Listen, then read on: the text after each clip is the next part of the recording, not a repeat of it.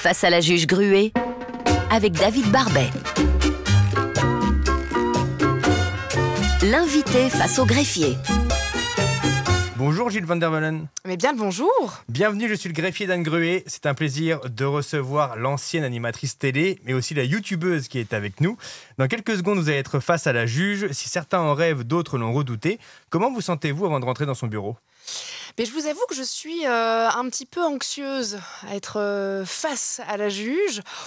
Bon, normalement, je n'ai rien à me reprocher, donc ça devrait aller. Mais quand même, voilà, un petit peu stressée. Niveau de stress de 0 à 10 ? Oh, je dirais on est sur un 8. Ah, carrément. Ah oui. Mais parce que je ne sais pas du tout à quoi m'attendre, parce que je voulais vraiment me garder la surprise. Donc je suis un petit peu dans l'inconnu, ce qui m'apporte un petit peu de stress. Le mensonge fait-il partie de votre vie ? Non. Voulez-vous bien me fournir tout ce que vous avez sur vous comme effet personnel, s'il vous plaît ? On en aura besoin pour plus tard. Bien évidemment, je vous donne ça de suite. Alors, il y a un sac, un cabas, sac, et également un appareil photo. Équipé, hein ? Équipé, écoutez. Suivez-moi, il est l'heure de rentrer dans le bureau de la juge Gruet. Et n'oubliez pas, ce qui n'est pas toute la vérité n'est pas la vérité du tout. Le formulaire. Oui, Patronne, votre invité d'honneur est arrivé. bonjour Gilles Van der Meulen, parce que moi, je prononce le nom correctement. C'est pour moi, ça ? Non, mais je vous ai entendu au travers la porte. Ah, Et je me suis dit, mon Dieu, oui, ça ne la fera pas. Hein. Bosman, c'est Copenhague, c'est pas pour vous. Hein. Votre nom, comment le prononcez-vous ? Van der Meulen. Parfait, votre prénom, Jill. votre surnom, si vous en avez un, Silent Jill. votre date de naissance, Le 3 décembre 1987. votre signe astrologique, Sagittaire. votre lieu de naissance. Uccle. Uccle, Edith Stiavel. Exactement. Oui, une des plus belles cliniques d'Uccle, vachement agréable. Votre profession. Ah, j'ai de Alors, je multiples casquettes. demande pas votre parcours Non. complet, parce que ce serait peut-être, ça nous occuperait toute l'émission, mais je vous demande votre profession aujourd'hui. Aujourd'hui, je dirais que je suis créatrice de contenu sur Internet. Ce qui veut dire, YouTubeuse, principalement. ce qui veut dire que vous avez une série de fans qui écoutent et qui regardent les promos ou les idées que vous pouvez avoir. Exactement. Aujourd'hui, toutes plateformes confondues, on a un peu plus de 2 millions d'abonnés. Votre principale qualité, L'optimisme, votre principal défaut, la jalousie. vous êtes jalouse. En couple, principalement. Oui. Au moment où vous êtes en couple, je suppose Oui. que quand le couple est terminé, vous n'êtes plus jalouse. Exactement. Donc ici, et cette jalousie se marque comment ? On est quand même sur une peur de l'abandon sous-jacente, donc forcément, toujours un petit peu peur que la personne avec qui je suis s'en aille. S'en aille, mais pas nécessairement jalouse de quelqu'un d'autre, Non. d'une autre relation. Donc c'est plus la peur de l'abandon que la jalousie. Oui, je pense que c'est plutôt ça. Ce qui est quand même différent, puisque l'un est un péché mortel et l'autre pas. Est-ce que vous avez déjà commis une infraction, et si oui, laquelle ? Ne me parlez pas des affaires de roulage. Hein. Ah, alors non. Rien, pas de vol, pas de Non. larcin, Non. pas de un petit coup mal placé, une claque mal placée. On remonte à combien de temps ? Ah, mais Est-ce qu'il y a prescription ou pas ? je peux remonter 36 ans. Alors, pas d'infraction, pas devant la justice en tout cas, mais j'ai été une petite bagarreuse dans l'âme quand j'étais adolescente. Donc, je me suis battue contre d'autres filles quand j'étais ado, mais pas au point d'être arrêtée par la police, non. Non, ni d'aller en maison de correction. Jamais, non. On l'aurait su. Oh, vous l'auriez su, ça c'est Est-ce que sûr. vous avez déjà été victime de quelque chose sans porter plainte ? Sans porter plainte, non. Par contre, j'ai déjà été victime, oui, d'agression, une agression physique suite à ma notoriété quand j'étais plus jeune, en sortant de la Star Academy. Je m'étais Oui. fait agresser dans la rue par un groupe de jeunes filles qui m'avaient reconnue et qui m'avaient qui m'avaient passé à tabac en pleine rue. Et récemment, j'ai dû à nouveau porter plainte pour des menaces d'extorsion sur Internet d'une jeune femme qui n'était pas tout juste dans sa tête, malheureusement, et qui me harcelait, ainsi qu'une amie à moi, pour essayer de nous estorquer de l'argent, en nous menaçant, bien évidemment, de mort et en menaçant nos familles Et pour de quelle mort. fête? Pardon? Pour quelle fête? Ah, L'extorsion, il faut un motif à par présenter. parce que, elle estimait que notre notoriété lui était due et qu'elle devait avoir une part du gâteau et donc elle voulait 50 000 dollars, hein, pas des euros. Elle voulait 50 000 Oui, ça vaut moins, hein, le dollar. Donc, ne nous en... Payé en bitcoin. Ça, c'est ridicule, ça vaut rien du tout. Pensez-vous que mon compte-rendu sera bon à l'issue de l'entretien? Donc, à l'issue de l'entretien, je vous dirai un peu ce que je pense, ce que je crois, comment vous m'apparaissez. Est-ce que vous pensez que ce sera favorable? Est-ce que vous êtes optimiste, puisque c'est votre principale qualité, selon vous, sur l'issue de notre conversation? Mais écoutez, je pense qu'avec l'expérience que vous avez, je n'ai aucun doute là-dessus. Donc, je vous fais entièrement confiance. Confiance dans votre présomption et votre optimisme. Totalement. Parce que c'est pas en moi que vous avez confiance, c'est en vous. Oui. D'accord. La confiance est quelque chose qui est important. Oui, surtout dans mon métier. Je pense que c'est quand même quelque chose de crucial. La vie des gens a quand même une forte importance dans ce métier-là. Le jugement des autres aussi. Donc si on n'a pas confiance en soi et si on n'est pas aligné avec ses valeurs et avec ce qu'on veut défendre aussi publiquement, c'est très compliqué, je pense, de faire ce Quelles métier. sont vos valeurs? Mes principales valeurs, déjà, je pense que c'est l'authenticité, l'honnêteté, la confiance fait partie de mes valeurs aussi. Je sais que aussi bien dans le cercle privé que dans le cercle professionnel, les gens qui sont autour de moi savent qu'ils peuvent avoir confiance. Et le respect. Le respect, et le respect au sens large. Le respect, l'ouverture d'esprit par rapport aux autres, par rapport aux croyances des autres, par rapport à leur statut social. Je suis quelqu'un qui est très ouverte d'esprit et pour moi, je ne fais de différence avec personne. Nous sommes tous au même pied C'est quoi le d'égalité. respect par rapport au statut social? D'être tous au même pied d'égalité. Je ne me sens pas supérieure à qui que ce soit de par mon statut social ou de par ma profession. Rien que l'idée déjà est étrange de pouvoir ou de renoncer à se sentir supérieur à quelqu'un. Dans le métier qu'on fait, il y a énormément de personnes qui peuvent se sentir supérieures et qui ont ce besoin de supériorité par rapport aux autres parce qu'ils ont une célébrité ou parce qu'ils ont, je vais parler franchement, des gens qui ont peut-être plus de moyens financiers et qui se sentent supérieurs à d'autres personnes. Moi, je n'ai jamais eu ce ressenti de me sentir supérieure à quelqu'un d'autre. Votre chanson préférée, celle que vous chantiez ce matin sous la douche ou dans votre bain?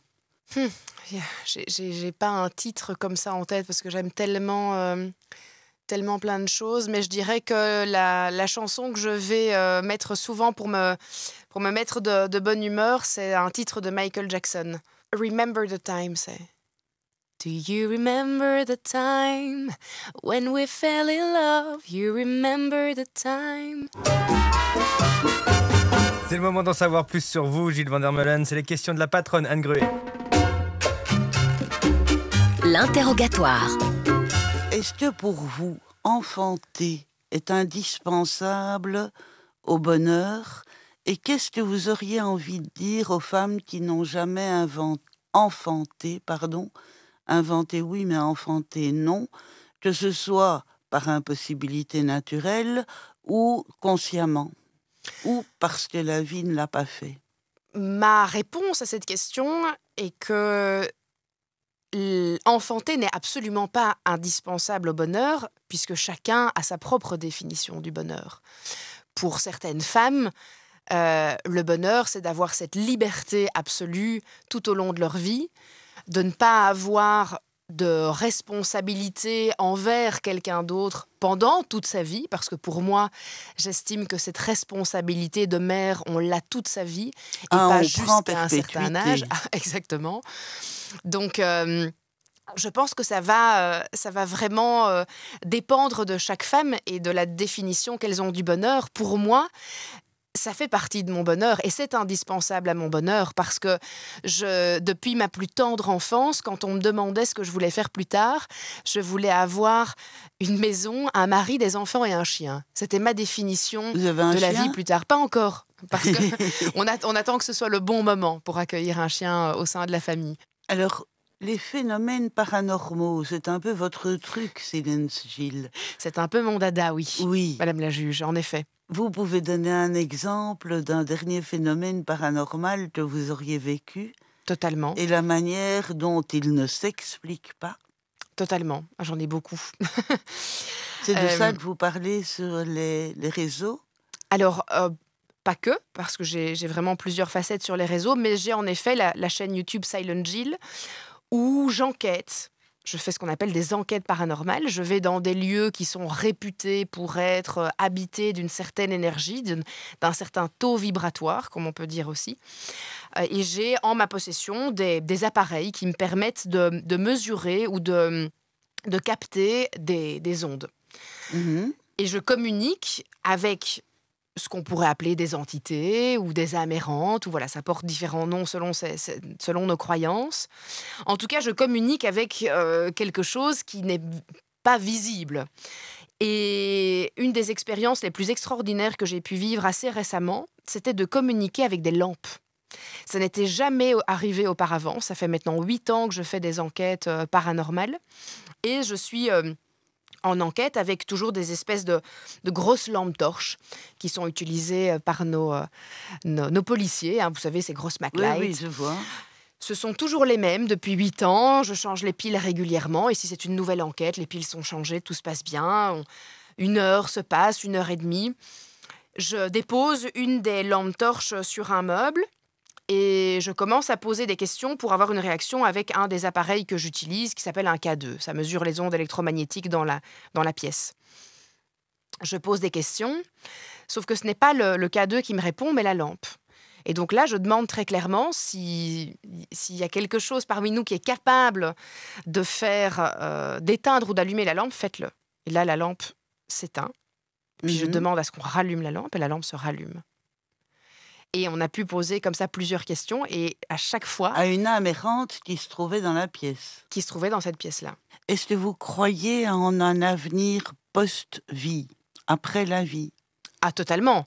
Après avoir vécu autant d'expériences étranges, on ne peut pas... Enfin, moi, je ne peux pas en tout cas me dire qu'il ne se passe rien une fois qu'on passe de l'autre côté. Pour moi, on passe dans une dimension qui est parallèle.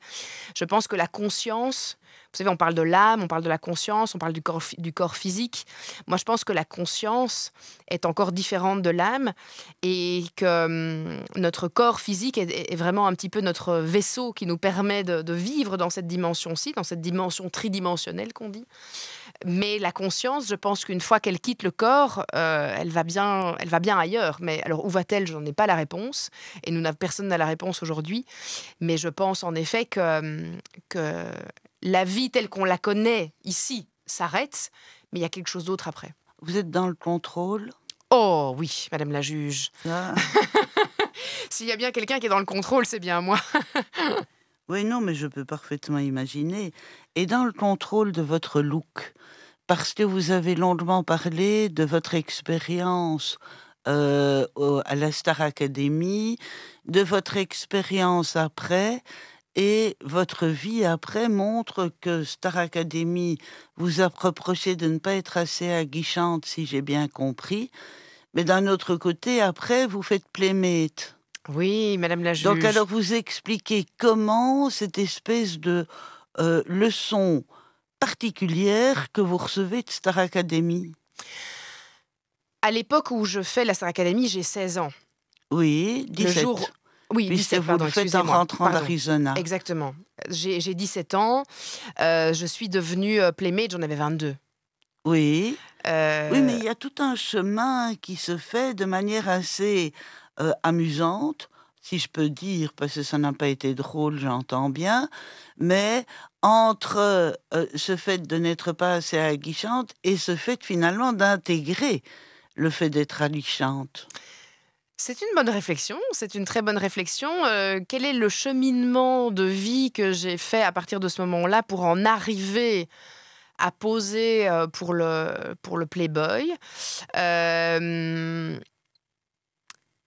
je pense qu'il y a une grande différence entre se voir demander d'être plus sexy dans le château de la Star Academy par la production Oui, que de faire un choix personnel d'assumer son corps de femme, d'assumer sa sexualité, d'assumer sa féminité, sa sensualité, où là, c'est un choix mûrement... Enfin, c'est un choix qui est vraiment personnel et qui oui, mais il qui y est a bien eu assumé. un contrat qui a été signé par vos parents avec la Star Academy. Il n'y a pas eu un contrat qui stipulait de comment on devait s'habiller au sein Non, non, du non, non, château. bien sûr, mais je suppose que ça a été discuté. Des parents n'envoient pas leur gamine de 16 ans comme ça dans un château sans savoir un peu vers quoi ils la dirigent.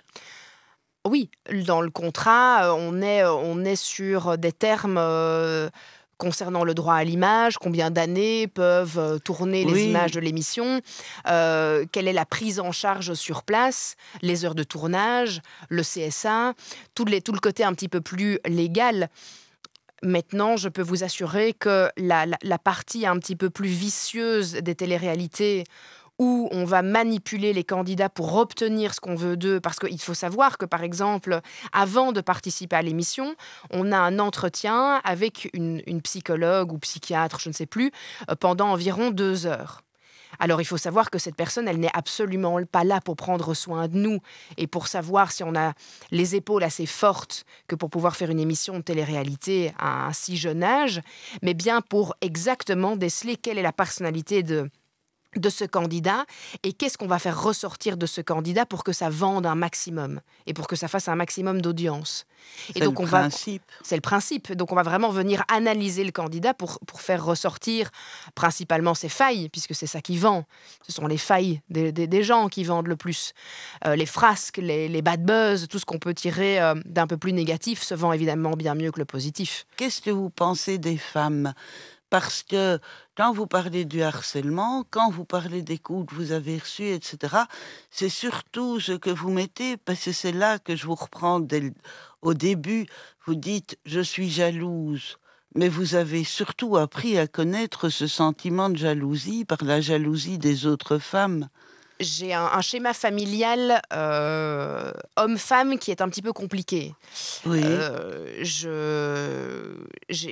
Les hommes au sein de ma famille n'ont pas été des hommes qui étaient très fidèles. Donc je n'ai pas grandi avec une image masculine très positive. Il faut savoir que depuis que je suis toute petite, j'ai toujours été entourée de femmes qui se plaignaient d'avoir des maris et des conjoints qui allaient voir ailleurs. Donc oui. forcément, quand on mêle une petite fille à ce genre d'histoire, sa construction personnelle est déjà, dès le départ, assez compliquée. Étant donné qu'on m'a toujours appris à me méfier des hommes. Attention, les hommes vont voir ailleurs. Donc forcément, je n'ai pas pu grandir avec une construction personnelle stable au niveau des relations hommes-femmes. Oui, mais ça n'explique pas que chaque personne, donc les personnes dont vous parlez, la psychologue de la Star Academy qui est là pour manipuler, les filles qui vous ont tabassé, etc. Votre histoire est jalonnée de femmes qui ne présentent pas un caractère sympathique. C'est vrai. Vous avez raison. Voilà. Et Totalement. donc ça, est-ce que vous n'avez pas intégré aussi, je pose la question, je ne vous demande pas d'y répondre, que si l'homme va voir ailleurs, c'est peut-être que sa femme n'est pas tout à fait suffisante. Ah bien sûr, oui, je suis tout à fait d'accord avec vous. Je suis tout à fait d'accord avec Ou cette réflexion. satisfaisante, ou que le couple n'est pas satisfaisant, entendons-nous bien, hein, je ne fais pas l'apologie Du cocufiage ici. Hein. Non, ou du libertinage, c'est pas du tout mon but. Bien, je cède la parole à mon greffier. Jill van der Meulen, est-ce qu'on pourrait vous revoir animatrice télé un jour ? La porte n'est pas fermée dans mon esprit. Je pense qu'aujourd'hui, je suis plutôt logique dans mes choix et je me focalise sur vraiment des projets qui fonctionnent vraiment très très bien. J'ai quand même ma casquette de maman de 4 enfants que je dois gérer en capitaine du bateau. Donc je dois quand même faire attention à toujours avoir assez de temps pour mes enfants. Et donc, dans mes activités professionnelles, je dois à un moment donné faire des choix. Et un des premiers choix, c'est de savoir, tiens, qu'est-ce qui m'anime le plus aujourd'hui et qu'est-ce qui me permet à ma carrière d'évoluer. Et très clairement, Internet est numéro 1. Donc, ça a été un choix très... on va dire très judicieux de ma part, tout simplement pour pouvoir accorder du temps à chacun et ne Parce pas que vous non en plus, vivez aussi d'Internet. Vous pouvez en vivre. Je vis principalement d'Internet. La télévision n'était pas forcément source de revenus principale et c'est peut-être aussi là le choix de se dire qu'Internet, ça fonctionnait bien et donc il y avait des revenus, vous pouvez subvenir à vos besoins avec Internet. Aujourd'hui, la télévision a vraiment été secondaire d'un point de vue financier. Oui. Est-ce qu'on vous a proposé de faire des téléréalités, comme vous avez beaucoup d'abonnés ? Non, on ne m'a plus jamais proposé de participer à des émissions de télé-réalité. Et si on venait à vous le proposer, ça serait un non ? Ça dépend quelle émission, mais surtout pas des émissions telles que Secret Story ou des choses comme ça. Ça, je ne le ferai absolument pas. Maintenant, si on me proposait, par exemple, de faire Pékin Express, c'est quelque chose que je trouverais absolument génial, parce que c'est une expérience de vie incroyable, mais bien évidemment très très loin des Marseillais et autres émissions du genre, en tout cas. Vous êtes une personne stressée, non ? Oui, je suis une personne stressée, angoissée, de nature. Ouais, je l'ai toujours été depuis que je suis petite. Mais qu'est-ce qui vous stresse ? Là, rien que là, on est ensemble depuis une petite demi-heure et je vous vois très très stressé. Vous bougez régulièrement vos pieds. Je pense que la nuit, vous grincez des dents également. Non, ça non. Ah bon ? Heureusement, non, je ne ouais. grince pas des doigts. Pardon, des doigts. Non, je ne grince pas des dents la nuit, heureusement. Mais qu'est-ce qui vous stresse ? Je n'ai pas quelque chose de particulier qui me stresse. Je ne peux pas vous citer quelque chose. Alors déjà, je pense que j'ai été diagnostiquée TDAH, donc j'ai un trouble de l'attention avec hyperactivité mentale. Un petit peu physique, mais plus mental que physique. Ça n'aide pas. C'est vraiment un trouble neurologique qui fait que mon taux de cortisol est aussi plus élevé que chez d'autres personnes.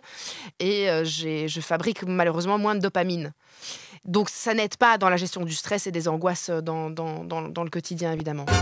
On va maintenant analyser vos effets personnels, Jill van der Meulen. La saisie. Patronne, parmi les objets de Jill, on retrouve un appareil photo pour filmer à peu près votre... C'est magnifique. Ah, il est magnifique. Je comprends rien, mais je trouve que c'est magnifique. C'est pour filmer vos aventures au quotidien. Exactement. On a également un sac. Indispensable au métier, de toute façon. L'appareil photo. Oui. Il est presque greffé à ma main. Le sac est pas mal du tout. Hein. Ah, vous aimez bien le sac ? Oui, j'aime bien le sac, rive droite. On a donc une boîte à lunettes. Une boîte à lunettes, ok. C'est quoi ça ? Heureusement que je suis là. Ça, c'est un agenda et des notes. Ah, c'est un agenda. Ah ouais. Mais un agenda et une liste de courses. Parce que je dois aller faire les courses cet après-midi. Mais il est mastoc, l'agenda, quand même. Ah, mais oui, mais moi, je suis... parce que tout est dedans. Ah, mais je suis boumeuse dans l'âme. Incroyable. J'ai besoin... Alors ça fait partie... Ah oui. Les gens qui nous écoutent et qui ont un TDA, un trouble de l'attention, comprendront totalement le fait que j'ai un agenda papier. C'est indispensable pour nous parce qu'on a besoin d'avoir des éléments visuels. J'ai également un trouble de l'attention. L'agenda papier. N'oubliez pas d'aller chercher les gosses à 4 heures. Hein. Non. Oui, mais enfin, c'est noté. Faut pas se demander sans ça. Non, c'est pas. Il est noté qu'il fallait récupérer les enfants. Non. Il y a 4 heures enfants. Ah, mais non, je dois acheter le 4 heures des enfants. Le goûter. Mais oui, non, quand même. Et non, quand même, je veux bien que j'ai un trouble de l'attention, mais pas à ce point-là. Et Charlie reçoit un complément de nourriture, apparemment. L'hygiène chez vous, c'est pas ça, hein ? PQ. Alors, pour info, ça n'est pas moi qui ai écrit la liste de courses, c'est mon assistante. Sarah, si tu nous écoutes, tu rigoleras. Franchement. Attends, vous avez une assistante pour écrire votre liste de courses? J'ai une assistante personnelle, oui, qui m'aide Ah ouais qui m'aide dans le quotidien. Sinon, ce serait totalement ingérable avec toutes les casquettes professionnelles que j'ai et les 4 enfants, ça n'est pas possible. À un moment donné, il faut quand même avoir un coup de main supplémentaire. C'est la première fois que j'entends ça. Oui. Quelqu'un a une assistante? Bah, en tout cas, pour la liste de courses. Oui. Oui, c'est assez rare quand même. C'est assez. Bon, non, c'est Ouais, pas. alors, moi, Paul l'avoue, j'en alors. connais plusieurs. Oui, Oui, mais- Paul l'avoue, à mon avis. Voilà. C'est plutôt ça, oui. Je jette cet agenda qui tombe à la figure de mon greffier qui lui casse la gueule. Et en avant. C'est votre rêve, ça. Hein. Oui. Là, pardon. je ne sais pas ce que c'est. C'est quoi? Si, c'est des cartes de crédit qui sont dans des données. Mais, Vous mais c'est quoi? comprenez Mais non, rien. je connais pas. C'est une sorte de... Moi, je vous dis, ces Français On aurait sont dit une nuls. batterie externe. Pas du tout. Ah, faut pousser pour que les Non, cartes il faut sortent? pousser, enfin, quelque part, Ah non, etc. même pas. Même vous savez Si, pas vous en si. servir. Mais c'est pas vrai, je sais me servir de ça, quoique je n'ai pas ça, parce que pour la carte de crédit que j'ai, vous pensez, ça vaut pas la peine. C'est quoi? C'est pour protéger les cartes? C'est quoi? Toutes mes cartes, Oui, mes cartes toutes les d'identité, cartes permis sont de conduire, là-dedans. tout est dedans. Ah oui, ça sort quand on actionne Oui. le... Voilà. Mais c'est incroyable ce Mais oui, système. c'est génial. Je connais pas. Il est bête comme le dernier wagon d'un train de marchandises. Vous connaissez? Non. Stéphane Audran. Et dans le sac, il n'y a que ça. Vraiment, le sac, il est... Pareil, il Il n'y a est pas grand-chose. vachement bien, donc il sert à rien. Donc enlevez les affaires de madame du sac et donnez-moi le sac. Vous avez également des bijoux. Mais il y a un petit collier Ouais. dont je me demande depuis le début ce qu'il y a marqué dessus. Il est écrit Fate en anglais, ce qui veut dire foi. Ah, c'est ça, je me dis, c'est Ouais. pas le nom d'un enfant, Non. c'est pas le nom d'un... Vous avez également des boucles d'oreilles. Oui. Ça signifie quoi?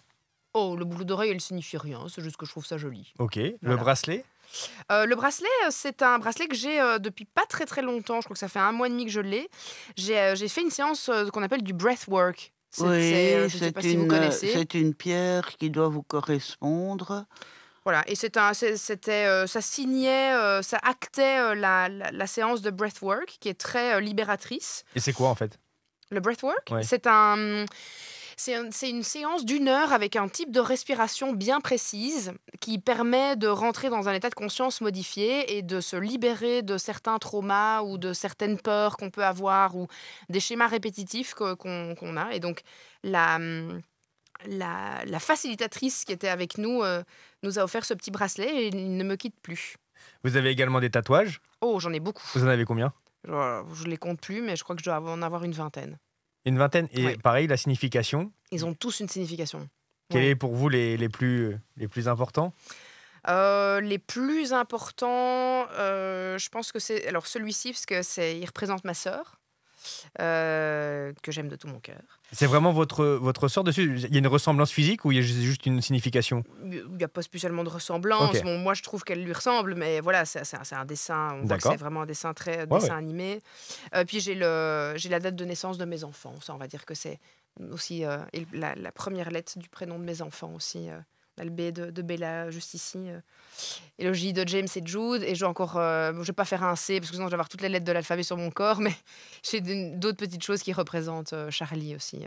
Est-ce qu'il y a un endroit sur votre corps où vous dites je ne ferai pas de tatouage? C'est-à-dire que si on vous regarde, quand vous êtes arrivé dans le studio, par exemple, vous êtes habillé de façon à ce qu'on ne voit quasiment pas les tatouages. C'est fait exprès ou c'est pas fait exprès? C'est fait exprès. Je ne souhaite pas avoir de tatouage visible au niveau de la nuque ou du visage ou de la poitrine.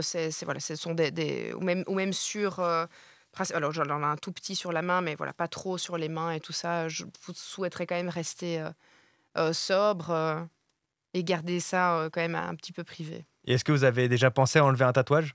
Ah oui, je suis occupée d'en enlever un dans le bas de mon dos, Ah oui. qui est ce que j'appelle le tatouage de la honte. Toutes les personnes tatouées ou qui ont beaucoup de tatouages ont bien souvent un tatouage, qui est le tatouage de la honte, que j'ai fait. Une des bêtises que j'ai faites quand j'étais plus jeune, je me suis fait tatouer aux États-Unis pour mes 17 ans. Et j'avais demandé l'autorisation à ma maman pour faire un tout petit papillon dans le bas de mon dos. Et finalement, je suis ressortie de chez le tatoueur avec un immense tribal et un papillon au milieu.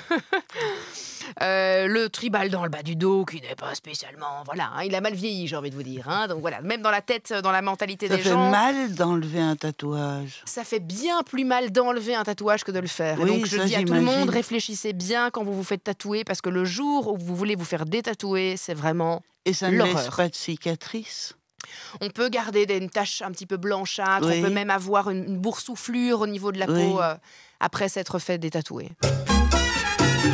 Jill Van der Meulen, c'est le moment du compte-rendu de la patronne. Le jugement.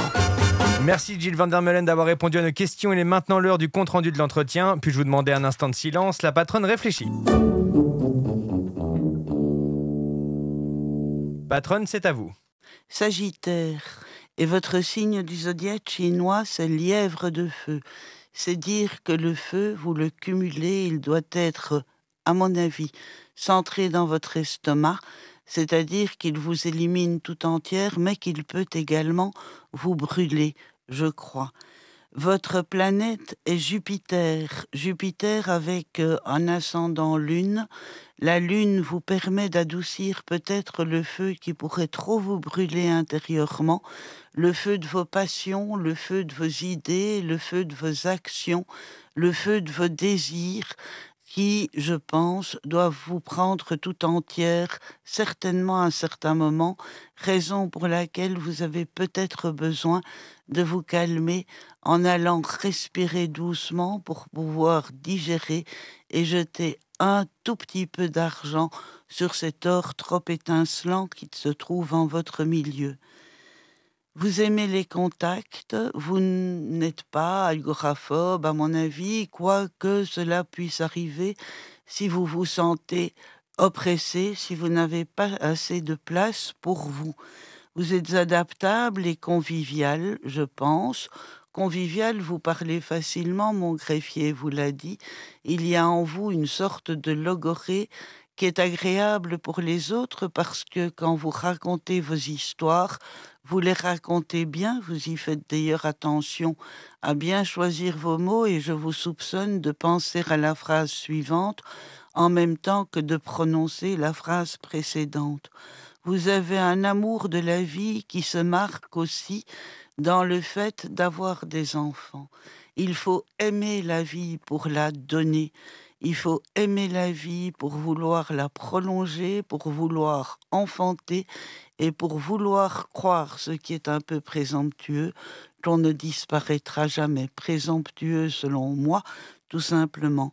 Vous êtes indépendante de votre profession, indépendante non pas de vous-même, mais de l'opinion des autres, je pense. Bien faire et laisser dire doit pouvoir vous correspondre du moment que ceux que vous aimez et dont vous dites être jalouse, ce qui n'est pas vrai, vous avez peur qu'ils vous abandonnent, donc ceux que vous aimez, tant qu'ils sont autour de vous et ne vous abandonnent pas, je crois que vous pouvez être forte et être comme ces figures de spectacle qu'on voit au cirque, c'est-à-dire une série, une pyramide au-dessus de laquelle vous pourriez vous épanouir, une pyramide d'épaules, de mains, de jambes au-dessus de laquelle vous grimpez pour vous épanouir complètement.